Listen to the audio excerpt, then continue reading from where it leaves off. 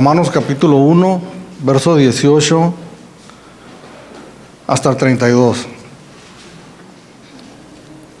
Porque la ira de Dios se revela desde el cielo contra toda impiedad e injusticia de los hombres que detienen con injusticia la verdad.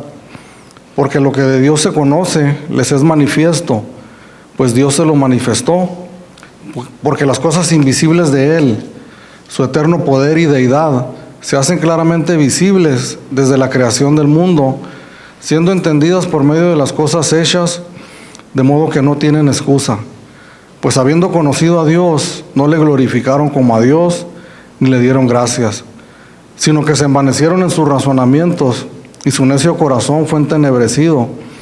Profesando ser sabios, se hicieron necios, y cambiaron la gloria de Dios incorruptible, en semejanza de imagen de hombre incorruptible, de aves, de cuadrúpedos y de reptiles. Por lo cual también Dios los entregó a la inmundicia en las concupiscencias de sus corazones, de modo que deshonraron entre sí sus propios cuerpos, ya que cambiaron la verdad de Dios por la mentira, honrando y dando culto a las criaturas antes que al Creador, el cual es bendito por los siglos. Amén. Pues Dios los entregó a pasiones vergonzosas, pues aún sus mujeres cambiaron el uso natural por el que es contra naturaleza. Y de igual modo también los hombres, dejando el uso natural de las mujeres, se encendieron en lascivia unos con otros, cometiendo hechos vergonzosos, hombres con hombres, y recibiendo en sí mismos la retribución debida a su extravío. Y como ellos no aprobaron tener en cuenta a Dios, Dios los entregó a una mente reprobada para hacer cosas que no convienen, estando atestados de toda injusticia, fornicación, perversidad, avaricia, maldad, llenos de envidia, homicidios, contiendas, engaños y malignidades, murmuradores, detractores, aborrecedores de Dios, injuriosos, soberbios, altivos, inventores de males, desobedientes a los padres, necios, desleales, sin afecto natural, implacables, sin misericordia, quienes habiendo entendido el juicio de Dios, que los que practican tales cosas son dignos de muerte, no solo las hacen, sino que también se complacen con los que las practican. Tenemos ya prácticamente 3 semanas que comenzamos con este estudio de la carta a los Romanos, y brevemente nada más para entrar en contexto de lo que hemos estado estudiando. Hablamos acerca de que el propósito del apóstol Pablo al escribir esta carta a la iglesia que estaba en Roma era el de explicarles de una manera más clara el evangelio de nuestro Señor Jesucristo. Miramos en el versículo 15, que ya lo leímos, pero lo leemos una vez más, en donde dice: así que en cuanto a mí, pronto estoy a anunciaros el evangelio también a vosotros que estáis en Roma. Y una de las cosas que hablábamos es de que el apóstol Pablo está escribiendo una iglesia a cristianos, y si el propósito principal es de explicarles el evangelio, esto significa que los hermanos, aún siendo cristianos, habiendo recibido al Señor Jesucristo por fe en sus corazones, ellos necesitaban todavía que se les explicara de una manera más amplia y más clara y más puntual el evangelio de Dios, el evangelio de nuestro Señor Jesucristo. Y miramos que en este tiempo nosotros como iglesia, localmente y a nivel general, que no es muy diferente la situación, que ciertamente las personas que no son creyentes, que no han accedido a la fe en nuestro Señor Jesucristo, necesitan escuchar el evangelio, porque no hay otra manera en la que ellos puedan conocer la gracia y la misericordia de Dios, sino que también los creyentes, la iglesia, quienes nos llamamos a nosotros cristianos, necesitamos nosotros comprender de una manera más amplia y más exacta el evangelio de nuestro Señor Jesucristo. Y la semana pasada que mirábamos el versículo 16 y 17, donde el apóstol Pablo exclama, ¿verdad?, esta frase, y cuando dice que él no se avergüenza del evangelio porque es poder para salvación a todo aquel que cree. Entonces el apóstol Pablo está dando una introducción del gran tema que nos va a estar enseñando por medio de esta carta a partir del versículo 18 en adelante hasta que esta carta termine.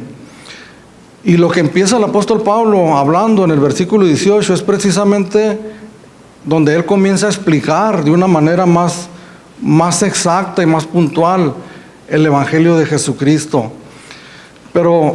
Y ahorita lo acabamos de leer al dar lectura a este texto, miramos la verdad palabras muy fuertes, palabras muy duras, palabras inclusive difíciles de describir, y realmente hasta donde yo tengo memoria no recuerdo haber escuchado un tema en alguna predicación basado en estos versículos. ¿Pero por qué? La pregunta sería ¿por qué? Pues simplemente porque son cosas difíciles de escuchar, son cosas difíciles de recibir, son cosas difíciles para nosotros los seres humanos el escuchar estas verdades, porque son las verdades de Dios que están aquí reveladas en su palabra.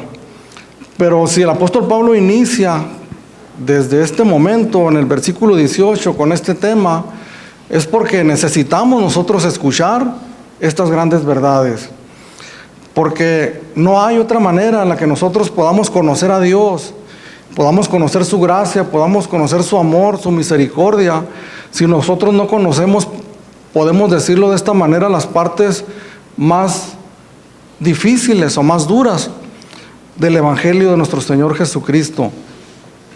Entonces, con lo que el apóstol Pablo comienza hablando, es hablando precisamente de la condición de los seres humanos, la verdadera condición en la que nosotros vivimos como seres humanos delante de Dios.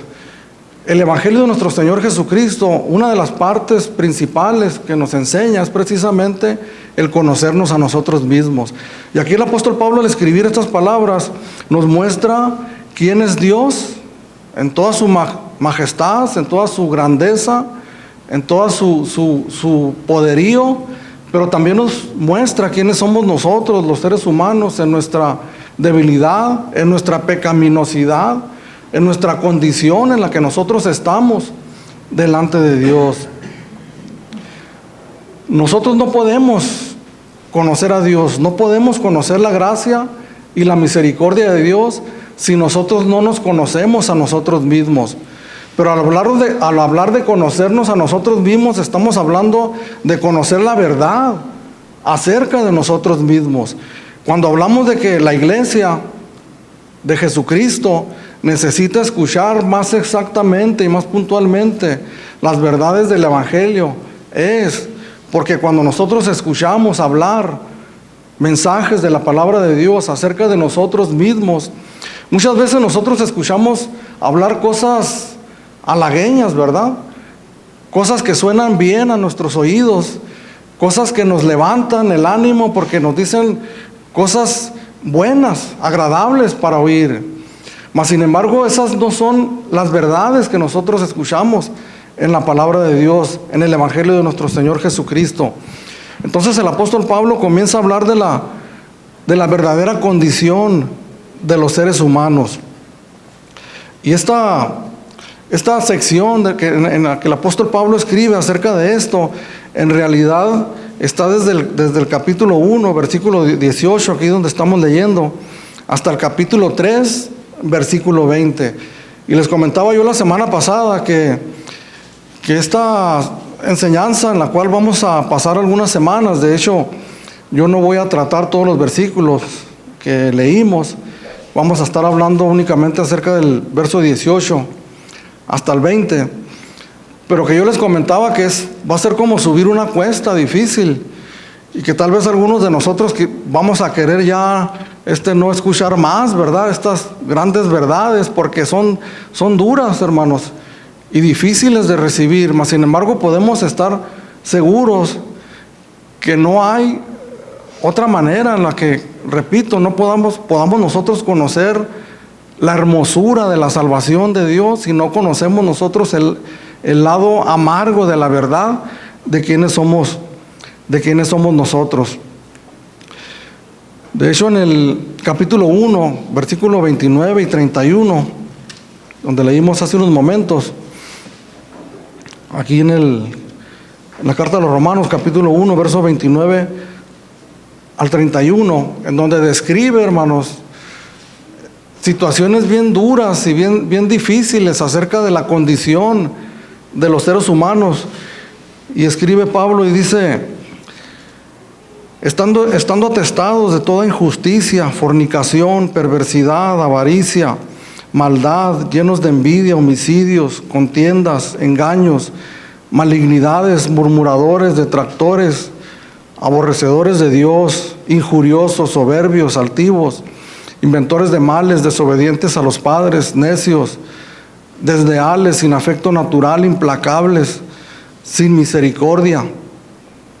Verso 32, quienes habiendo entendido el juicio de Dios, que los que practican tales cosas son dignos de muerte, no solo las hacen, sino que también se complacen con los que las practican. Entonces son verdades muy, muy duras, podemos decir desnudas para nosotros.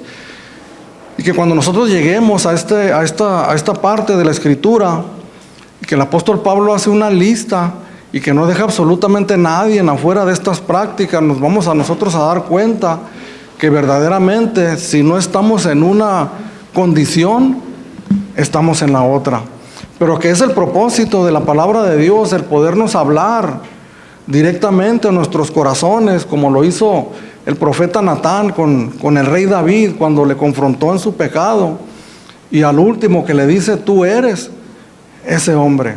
Entonces la verdad de la palabra de Dios, como dice en Hebreos también, que es como una espada de dos filos y que penetra hasta lo más profundo de nuestro corazón y nos muestra verdaderamente nuestra condición, es completamente necesario que así sea, para que entonces nosotros caigamos en la cuenta o en la realidad de que verdaderamente esta no es una descripción únicamente de los hombres o de las mujeres más perversos que nosotros creemos, ¿verdad? Otro tipo de personas, sino que verdaderamente cada uno de nosotros, como dice la Escritura, que todos nosotros, por cuanto todos pecamos, estamos destituidos de la gloria de Dios. El propósito de esta carta, de estos versículos, en el apóstol Pablo, aparte de describir la condición del ser humano, también habla de la retribución de Dios hacia la desobediencia de los seres humanos. Porque ¿cuántos de nosotros sabemos que hay una retribución o una paga? La paga del pecado, acabo de decir, es muerte. ¿Cuántos de nosotros sabemos que hay una consecuencia por nosotros vivir en desobediencia a Dios? Que cuando nosotros conocemos la palabra de Dios, el Evangelio, y miramos que hay un camino, ¿verdad?, recto, que el Señor Jesucristo lo dice: yo soy el camino, la verdad y la vida. Entonces nosotros, al escudriñar la palabra de Dios con el corazón abierto, con un deseo genuino y sincero de encontrar la verdad, nos damos cuenta que nosotros no vivimos así, que no caminamos por ese camino recto, que de hecho vamos nosotros completamente en un sentido contrario en lo que la palabra de Dios nos dice. Entonces, al entender nosotros eso, que caminamos así, que la palabra de Dios lo llama en desobediencia, entonces nosotros tenemos que entender que hay una retribución hacia nosotros por vivir lejos de los caminos del Señor. La semana pasada yo les comentaba, les recuerdo, les hacía un comentario acerca de una nota que leí en el periódico. Ya se los comenté la semana pasada, nada más la referencia para acordarnos cómo cierta circunstancia que sucedió, en donde el culpable fue dejado libre, ¿no? Y la víctima pues murió. Y cómo al leer esa noticia, cómo viene a nuestra mente un sentimiento de coraje, ¿verdad? ¿Cómo es posible? ¡Qué injusticia! Esta persona tenía que ir a prisión porque cometió un delito, una infracción a la ley tremendamente. Entonces viene una aflicción en nuestro corazón, un coraje, porque se infligió la ley y la persona no fue castigada. Y eso sucede con las leyes humanas, ¿cuánto más con las leyes de Dios? Tenemos que entender nosotros que hay una retribución justa hacia la manera en que nosotros decidimos vivir en esta vida. Cuando hablamos nosotros de decidir Entonces nos viene a nuestra mente esta frase que nosotros escuchamos mucho, que es el libre albedrío, ¿verdad? Todos nosotros tenemos un libre albedrío de decisión, de decidir.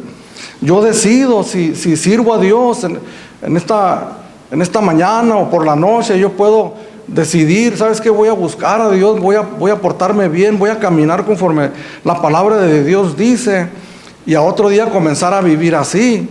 Pero en la experiencia personal nosotros sabemos que no es así. Sabemos nosotros que a veces entendemos que estamos caminando mal. Entonces nosotros decimos, voy a cambiar mi manera de vivir, pero nos encontramos nosotros con que no podemos, con que se nos hace una barrera difícil de cruzar, el poder decir, voy a amistarme con Dios por mis propias fuerzas. Pero entonces, ¿en dónde queda el libre albedrío, la libre decisión? La libre decisión consiste en que nosotros, todas las decisiones que tomamos, sí, libremente, nos llevan lejos de Dios. Toda decisión que nosotros tomamos en la vida, las decisiones importantes, las decisiones que tienen que ver con Dios, con su naturaleza, con su ley, todas esas decisiones que nosotros tomamos van en sentido contrario a lo que nos dice Dios en su palabra. En eso consiste el libre albedrío que la palabra de Dios nos habla. Porque no tenemos nosotros el poder, no tenemos nosotros la fuerza de voluntad para poder decir en un determinado momento, en este momento voy a comenzar a servir a Dios. Tenemos que escuchar la verdad de la palabra de Dios, el Evangelio de nuestro Señor Jesucristo, llegar a una convicción de que somos verdaderamente pecadores, que estamos lejos de Dios, que no tenemos excusa, que no hay nada de donde nosotros nos podamos agarrar. Entonces nosotros clamar a Dios, es la única manera que nosotros podemos clamar a Dios, profundamente necesitados, y acudir en busca de auxilio delante de Él. Y ese es el propósito precisamente del Evangelio de nuestro Señor Jesucristo, y es el propósito de este hombre de Dios, el apóstol Pablo, al explicar de una manera más clara el Evangelio a los cristianos que estaban en Roma. En 2 de Tesalonicenses, capítulo 1, versos 7 al 10. Y a vosotros que sois atribulados, daros reposo con nosotros cuando se manifieste el Señor Jesús desde el cielo con los ángeles de su poder, en llama de fuego, para dar retribución a los que no conocieron a Dios, ni obedecen al Evangelio de nuestro Señor Jesucristo, los cuales sufrirán pena de eterna perdición, excluidos de la presencia del Señor y de la gloria de su poder, cuando vengan aquel día para ser glorificado en sus santos y ser admirado en todos los que creyeron, por cuanto nuestro testimonio ha sido creído entre vosotros. Fíjese, estos últimos dos versículos los podemos nosotros dividir en dos partes. El versículo 9, lo que estamos hablando ahorita de la retribución, lo que podemos nosotros hablar de la condenación. Dice, los cuales sufrirán pena de eterna perdición. Está hablando de aquellos que no conocieron a Dios ni obedecieron al Evangelio. Recordemos que la obediencia al Evangelio empieza por una obediencia muy importante. La primera obediencia al Evangelio es el arrepentimiento, porque el Señor Jesucristo dice en Marcos capítulo 1, versículo 15, cuando comenzó a predicar el Evangelio, dice, arrepentíos y convertíos, porque el reino de Dios se ha acercado. Entonces la primera mandamiento de Dios por medio de nuestro Señor Jesucristo hacia nosotros es arrepentíos y convertíos, porque el reino de los cielos se ha acercado. Entonces quienes desobedecemos o quienes desobedecen al Evangelio, no procediendo en el trayecto de su paso por este mundo al arrepentimiento, a una reconciliación con Dios, dice el versículo 9, los cuales sufrirán pena de eterna perdición, excluidos de la presencia del Señor y de la gloria de su poder. ¿Cuál es la eterna perdición? ¿Cuál es la condena para aquellos que no obedecen al Evangelio? Es estar excluidos por una eternidad de la gloriosa presencia maravillosa de Dios. Si en esta tierra todo ser humano en algún momento llegamos a sentir un deseo de allegarnos a Dios, decía hace unos momentos, mas sin embargo sin poder hacerlo por nosotros mismos, porque intuimos, porque sabemos, porque hemos sido creados a la imagen de Dios, y dentro de nosotros hay algo que nos indica que somos creación de Dios, que nosotros pertenecemos a Él, que nosotros debiéramos de estar amistados con Él. Entonces en esta vida sentimos en ocasiones esos deseos o esos anhelos de allegarnos a Dios. Y es una vida triste vivir en este mundo enemistados con Dios, lejos de Dios, sin esperanza, alejados de las promesas, de las bendiciones que Dios da en este mundo. Pero la condenación eterna habla de una exclusión eterna de la presencia del Señor y de la gloria de su poder. En Romanos capítulo 3, 23 dice: por cuanto todos pecaron, están destituidos de la gloria de Dios. En el versículo 10, que habla de otro grupo de personas, y cuando dice: cuando venga en aquel día para ser glorificado en sus santos, en los creyentes, en los cristianos, y ser admirado en todos los que creyeron, por cuanto nuestro testimonio ha sido creído entre vosotros. ¿A qué se refiere el apóstol Pablo cuando dice: por cuanto nuestro testimonio ha sido creído entre vosotros?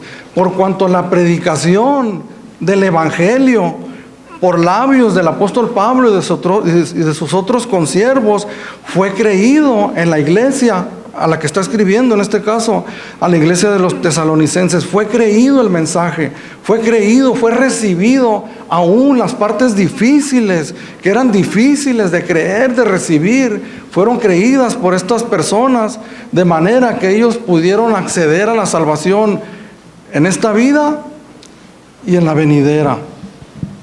Habla de la retribución de Dios hacia la desobediencia de los seres humanos.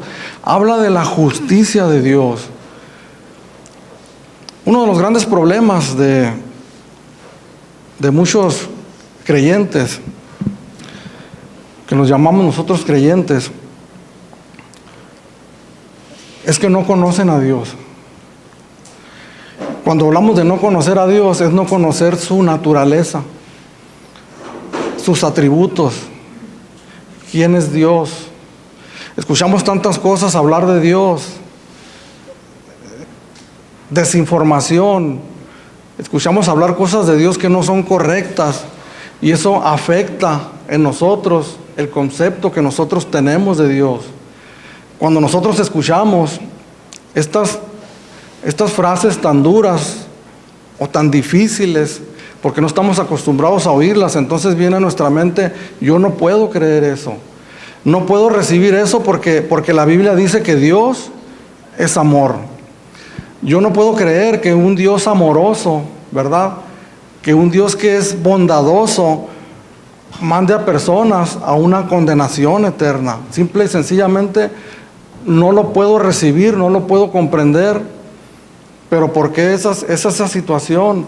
Porque no conocemos a Dios, no conocemos sus atributos y entendemos el amor de Dios, lo miramos bajo nuestra propia perspectiva, en el amor humano, en el amor imperfecto, limitado, muy limitado de nosotros los seres humanos, y ese amor se lo atribuimos a Dios, y por lo tanto decimos: no, Dios no puede ser así, ni yo haría eso. Pero estamos nosotros describiendo a un Dios, perdóneme la expresión, falso, a un Dios que muchas personas se han creado para sí mismos, porque nos creamos dioses con D minúscula, a nuestra conveniencia, que se acomoden a lo que nosotros queremos creer, a lo que nosotros queremos pensar. Porque lo que miramos enseguida aquí en Romanos, regresamos a Romanos, en el verso 18, en donde dice: porque la ira de Dios se revela desde el cielo contra toda impiedad e injusticia de los hombres que detienen con injusticia la verdad. Cuando hablamos de la ira de Dios, y tal vez también el concepto está desfigurado tal vez porque sí, muchas veces nosotros hacemos mal uso y presentamos a un Dios condenador 100%. Presentamos como un principal atributo a un Dios enojado, a un Dios que está esperando el menor error que nosotros conozcamos para castigarnos, para azotarnos, cuando ese no es el Dios que nos presenta la palabra de Dios, y que al último vamos a cerrar con unos textos que nos hablan de eso. Pero que definitivamente sí, tenemos nosotros que reconocer en Dios que hay una ira, que algo que nosotros podemos conocer como la ira de Dios. Y que la semana pasada hablábamos, como lo que estamos hablando del amor humano, comparándolo con el amor de Dios. También el error en el que nosotros caemos es que nosotros relacionamos la ira de Dios con las expresiones que nosotros conocemos de ira humana, ¿verdad? La relacionamos con nuestros padres cuando los mirábamos sacados de quicio, ¿no? Con la vara o con el cinto en la mano, con la mano desnuda, ¿verdad? Su rostro lo mirábamos desfigurado por el coraje, por la ira. Entonces decimos, así es Dios, la ira de Dios.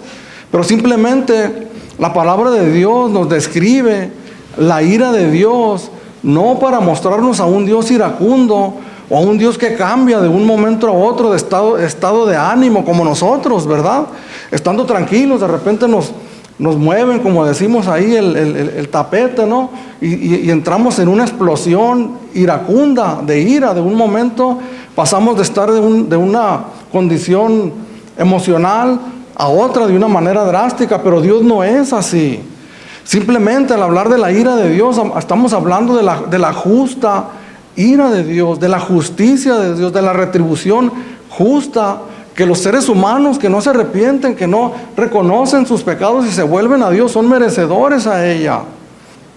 Cuando la palabra de Dios le atribuye a Dios sentimientos humanos, es únicamente para que nosotros podamos comprender a manera de una analogía el carácter de Dios.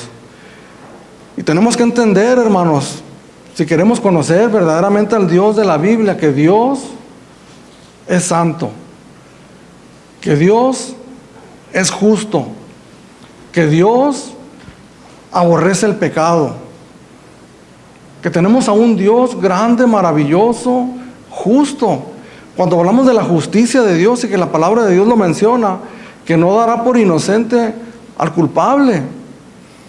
Tenemos a un Dios, les comentaba la semana pasada, que leí una frase que decía que únicamente hay dos grupos de personas: aquellos que reciben la gracia de Dios, la misericordia de Dios, y aquellos que reciben la justicia de Dios. De manera que cuando un alma se pierde por una eternidad, no es que Dios sea injusto, no es que Dios sea malo y que mandó a personas a una condenación, es que Dios es justo, es que nosotros recibimos lo que nosotros merecemos. Es que tenemos a un Dios perfecto que aborrece el pecado y que hay una condición en Él. En el Antiguo Testamento menciona mucho la frase: y se encendió la ira de Dios. En el texto que leímos en Tesalonicenses, miramos que Jesucristo va a venir en llama de fuego para dar retribución a los que desobedecieron al Evangelio.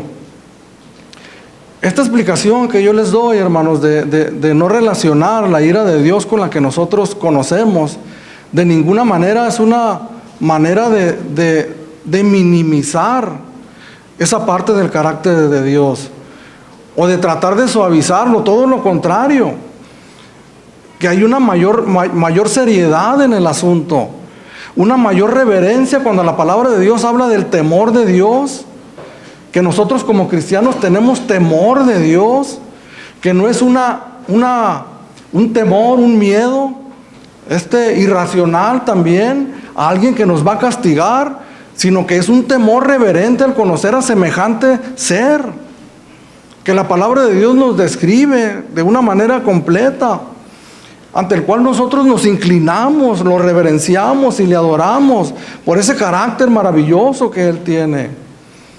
Por eso, ¿cómo necesitamos en la iglesia verdaderamente conocer el carácter de Dios? No tenemos, hermanos, un Diosito. No tenemos un Dios, bonachón que nos palmea la espalda. Como decía alguien, un predicador reconocido, que Él sonríe cualquier cosa que nosotros hagamos. Dios se aira con justicia cuando nosotros le rechazamos. ¿Qué podemos esperar, hermanos, nosotros, seres humanos débiles, como nos enseñaba Fabiola un video la semana pasada que estuvimos ahí mirando? Como un predicador nos describía los seres humanos débiles, ¿verdad? Formados del polvo. ¿Qué podemos esperar nosotros cuando levantamos nuestra barbilla delante de Dios y le rechazamos, le menospreciamos y no queremos saber absolutamente nada con Él? Dios, hermanos, tiene un mensaje, que es el Evangelio de nuestro Señor Jesucristo. Cuando nosotros no recibimos ese mensaje, lo estamos rechazando automáticamente. ¿Qué podemos nosotros esperar? Por eso es importante que nosotros sepamos que estamos delante, sí, de un Dios que es amor. Que aquellos que hemos recibido la gracia y la misericordia de Dios podemos dar testimonio, porque hemos conocido ese lado oscuro, terrible, inexplorable muchas veces, porque no nos guían a conocernos a nosotros mismos. Pero cuando por la gracia y la misericordia de Dios el Señor ha abierto nuestros ojos y podemos conocer nuestra condición, entonces conocemos quiénes éramos nosotros y estamos de acuerdo en la palabra de Dios, que nos dice que éramos merecedores de una condenación eterna. Entonces, cuando experimentamos de todo el peso y la misericordia del amor de Dios, librándonos de aquello sin nosotros merecerlo, no podemos nosotros más que postrarnos en nuestro corazón y en nuestro cuerpo delante de ese Dios amoroso. Podemos entonces sí dar testimonio que Dios es amor, que mandó a su Hijo Jesucristo en esa prueba grandiosa a la vista de todos del gran amor de Dios. Pero que al mismo tiempo hay un temor reverente a ese Dios maravilloso, que nuestra principal motivación para servirle a Él es el agradecimiento al entender todo lo que hizo por nosotros. Pero que también hay un temor reverente, así como cuando de chicos, ¿verdad? Ese respeto hacia los padres, a no faltarles, que dicho sea de paso, se está perdiendo tremendamente en estos tiempos.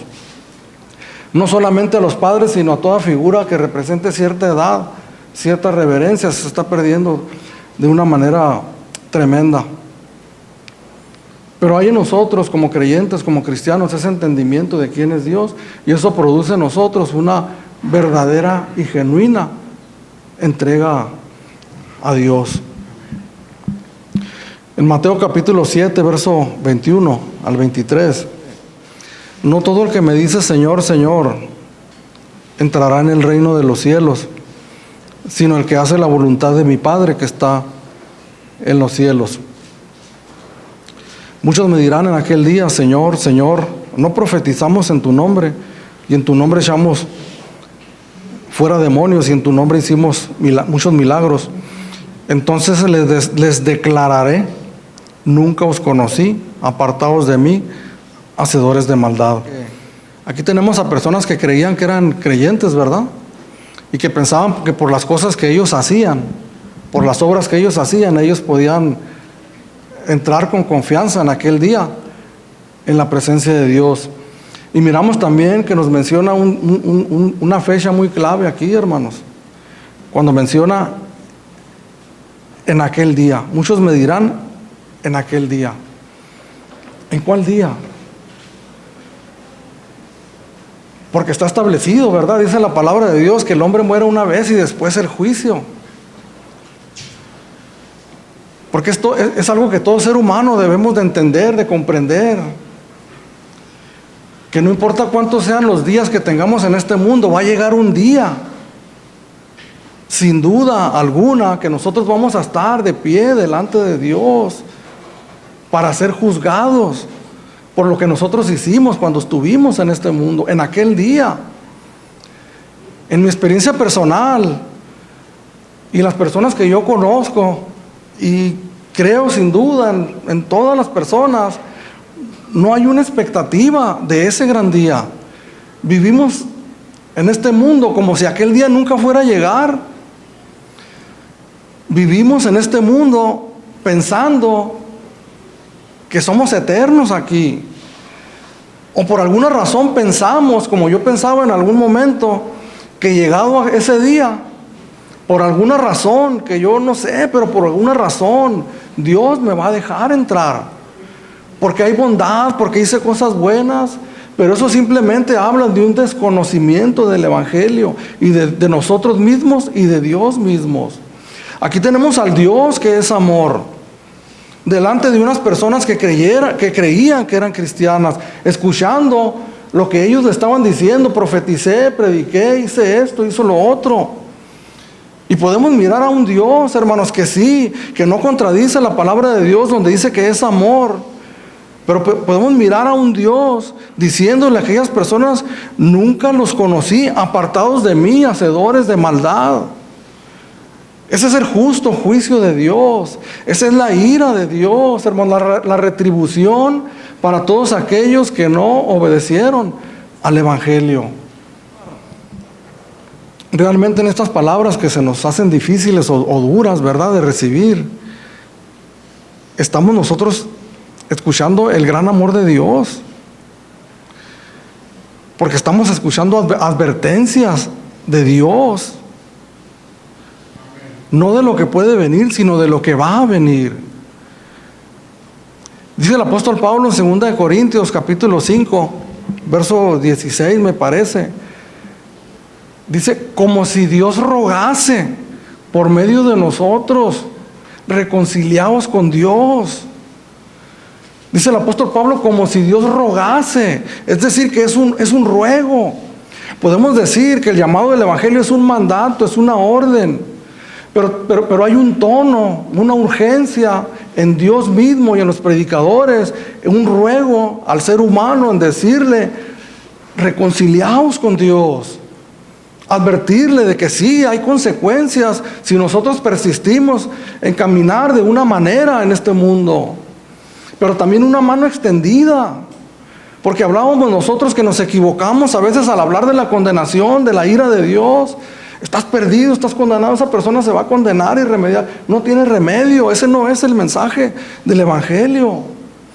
El mensaje del Evangelio sí es presentar a un Dios que estos asuntos son serios. Pero la mayor característica del Evangelio es una mano extendida hacia el pecador, que somos todos nosotros. Para nosotros extender nuestra mano y simplemente tomar lo que Dios nos está dando y poder salir de esa condición pecaminosa en la que vivimos. Dice aquí la palabra de Dios que la ira de Dios se revela desde el cielo contra toda impiedad e injusticia de los hombres que detienen con injusticia la verdad. Los seres humanos, por instinto de conservación, hace a un lado o niega lo que no es agradable para él. Las cuestiones médicas, por ejemplo, las noticias difíciles o duras de nuestra salud, son verdades difíciles, duras de recibir. Y en muchas ocasiones los seres humanos nos cerramos o nos negamos a ello. O no queremos pensar en algún tipo de esa condición porque no queremos entrar en una aflicción pensando en aquello. Entonces bloqueamos nuestra mente para seguir viviendo como si nada estuviera pasando.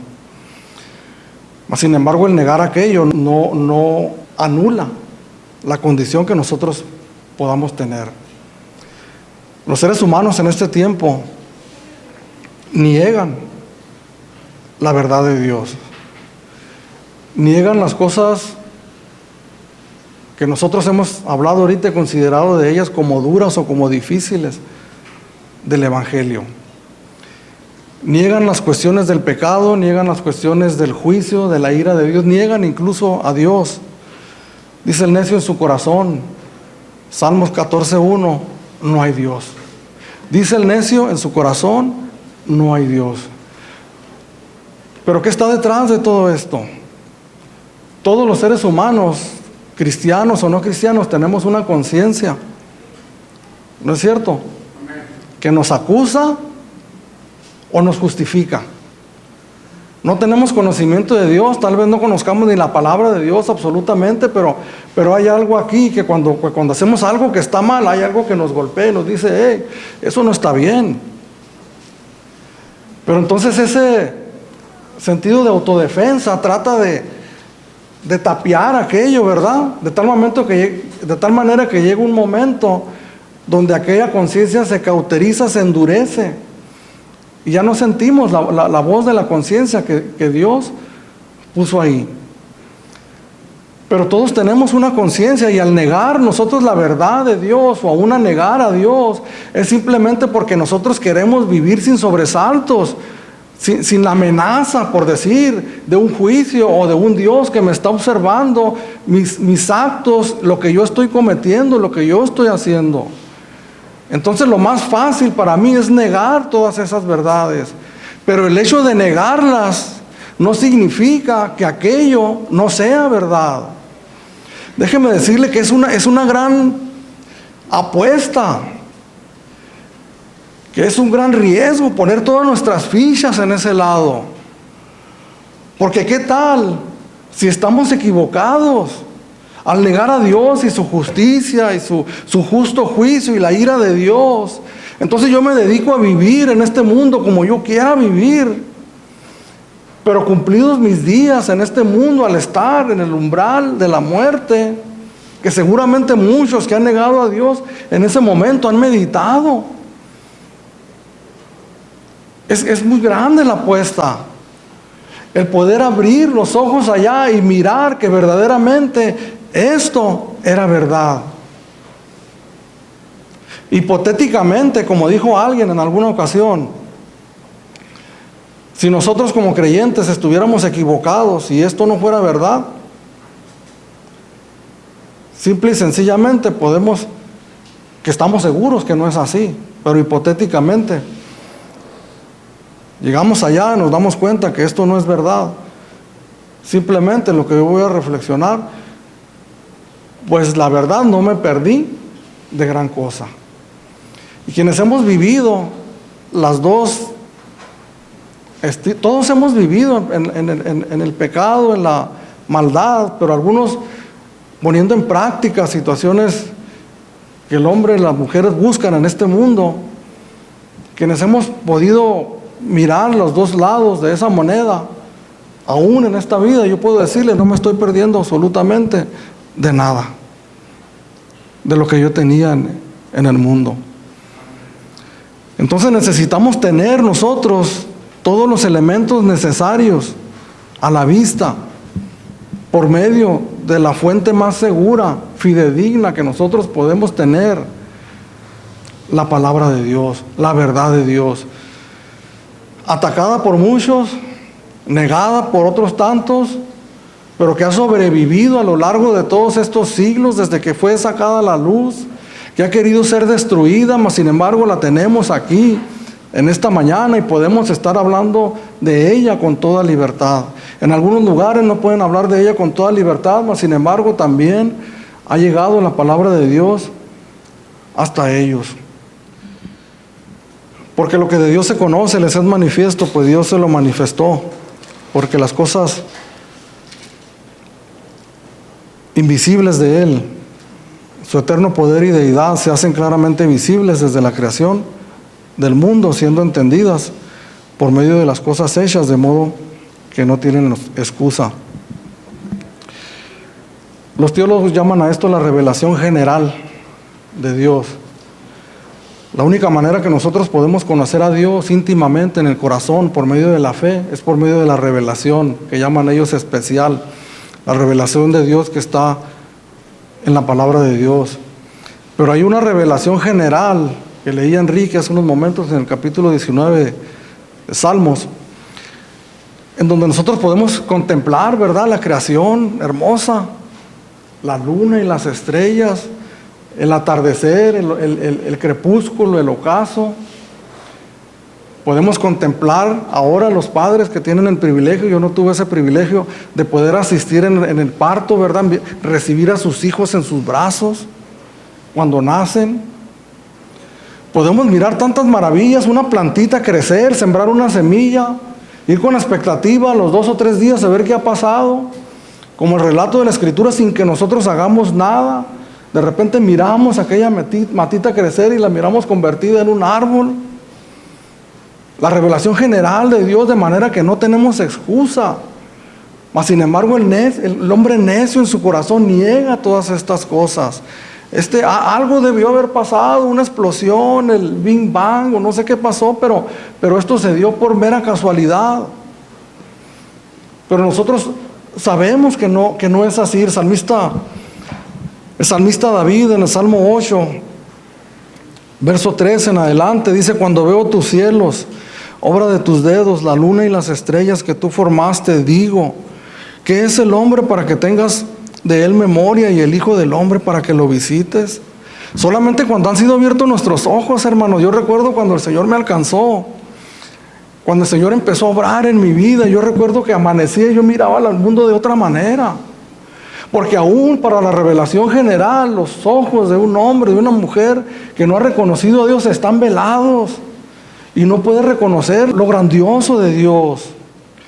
Verso 21: pues habiendo conocido a Dios, no le glorificaron como a Dios ni le dieron gracias, sino que se envanecieron en sus razonamientos y su necio corazón fue entenebrecido.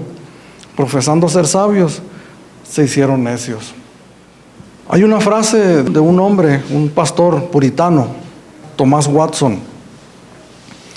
Él escribió esta frase: hasta que el pecado sea amargo, Cristo no será dulce. Qué frase tan profunda. Hasta que el pecado no sea amargo, Cristo no será dulce. ¿Por qué muchos llamados cristianos, o por qué para muchos llamados cristianos, el ser cristiano no es una dulzura? ¿Por qué ponen su mirada en las cosas negativas? ¿Por qué no se deleitan? ¿Por qué no disfrutan en la bendición de ser llamados hijos de Dios? Porque el pecado no les ha sido amargo. Porque no se les ha dicho, eres un pecador. Pero la palabra de Dios sí nos apunta directamente a nosotros. Y nos dice, eres un pecador. Perdóname la expresión, no un simple pecador, eres un gran pecador. Has rechazado no poquito, sino totalmente a Dios. Alguien describía que el pecado es decirle a Dios en su cara que no queremos nada con Él. El pecado nos sabe amargo cuando escuchamos estas verdades que pocos quieren escuchar, muchos menos están dispuestos a hablar. Entonces nos dicen, ¿verdad? Nos dicen que Dios es amor, que Dios tiene un plan maravilloso para nosotros, que Dios nos ama. Entonces nosotros nos creemos, ¿verdad? Perdóname la expresión, la gran cosa. Accedemos a eso que nos están diciendo. Empezamos a congregarnos, pero nunca conocimos la amargura de la realidad del pecado. Entonces ponemos nuestra mirada en las cosas que creemos que Dios tiene para nosotros. Cuestiones terrenales, materiales, económicas. Y cuando aquello falta, entonces yo me retiro y le digo a Dios aquella fe que yo recibí. Pero cuando yo comprendo lo que la palabra de Dios dice acerca de mí y lo recibo y lo acepto, la palabra confesar, cuando nosotros confesamos a Jesús como nuestro Señor, la palabra confesar literalmente significa estar de acuerdo. Homologeo, estoy de acuerdo, confieso que lo que la palabra de Dios dice acerca de mí es verdad, que soy un pecador, un gran pecador, que estoy perdido, sin Dios y sin esperanza, que la única expectativa que yo tengo es un día enfrentarme a la seriedad de lo que es Dios y escuchar estas palabras que se me van a hacer duras: apartados de mí, hacedores de maldad, que la única esperanza que tengo es creer, estar de acuerdo en que Dios envió a su Hijo Jesucristo a este mundo a morir por nuestros pecados.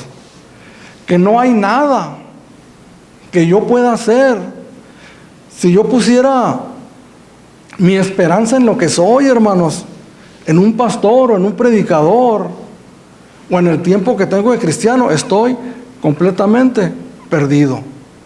Porque voy a llegar con un día con el Señor y le voy a decir: Señor, en tu nombre prediqué la Biblia, serví como pastor, pero nunca creí en el mensaje genuino, sencillo pero poderoso del Evangelio.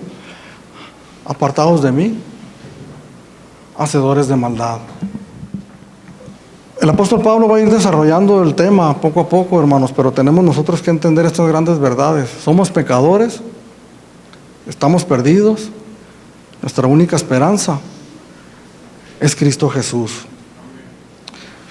Quiero terminar con un pasaje que está en Éxodo 34. Y Moisés alisó 2 tablas de piedra, como las primeras, y se levantó de mañana y subió al monte Sinaí, como le mandó Jehová, y llevó en sus manos las 2 tablas de piedra. Y Jehová descendió en la nube y estuvo allí con él, proclamando el nombre de Jehová. Y pasando Jehová por delante de él, proclamó: Jehová, Jehová fuerte, misericordioso y piadoso, tardo para la ira y grande en misericordia, que guarda misericordia a millares, que perdona la iniquidad, la rebelión y el pecado, y que de ningún modo tendrá por inocente al malvado, que visita la iniquidad de los padres sobre los hijos y sobre los hijos de los hijos, hasta la 3ª y 4ª generación. Entonces Moisés, apresurándose, bajó la cabeza hacia el suelo y adoró. Fíjese en este texto que acabamos de leer, cómo Dios mismo dice que pasó delante de Moisés, proclamando él mismo, Dios mismo, su naturaleza. Jehová, Jehová, fuerte, misericordioso y piadoso, tardo para la ira y grande en misericordia y en verdad. En todas estas frases gloriosas, maravillosas, podemos mirar ahí, sin quitarle importancia al hecho de que Dios es tardo para la ira, pero es misericordioso, es piadoso, es grande en misericordia, y aun cuando habla de la ira, dice: es tardo para la ira. En esta frase nosotros podemos mirar la gran paciencia de Dios. Que Dios es paciente, hermanos. Que aunque Dios aborrece el pecado, aborrece la maldad, sin embargo es paciente para con nosotros. Que le rechazamos una y otra vez. Porque Dios, hermanos, no quiere que nadie se pierda, sino que todos procedamos al arrepentimiento. Entonces, al poner la balanza, nosotros podemos ver que sí, Dios es un Dios justo, un Dios que va a dar retribución, pero podemos ver también por otro lado el gran amor de Dios y la gran misericordia de Dios. Cuando nosotros hablamos de la misericordia de Dios, con esto termino, cuando hablamos de la justicia de Dios, hablamos de que Dios da su pago justo, el pago que nosotros merecemos, y que Dios no puede de ninguna manera pasar por alto eso, sería negarse a sí mismo. No sería Dios si Dios pasara por alto la justicia. Mas sin embargo la misericordia de Dios, espero que podamos entender esto, Dios no está obligado a tener misericordia de ninguno de nosotros. Porque dice el Señor unos versículos atrás, en los últimos versículos del capítulo 33, y tendré misericordia del que yo tendré misericordia. Es decir, yo tendré misericordia de quien yo quiero. Si el Señor no hubiese tenido misericordia de mí, no fuera un Dios injusto, porque no es algo que yo merezco. Es el gran amor de Dios, hermanos, la gran misericordia de Dios que tiene para con todos nosotros. Mientras el hombre no reconozca que es pecador, no podrá apreciar la salvación por gracia.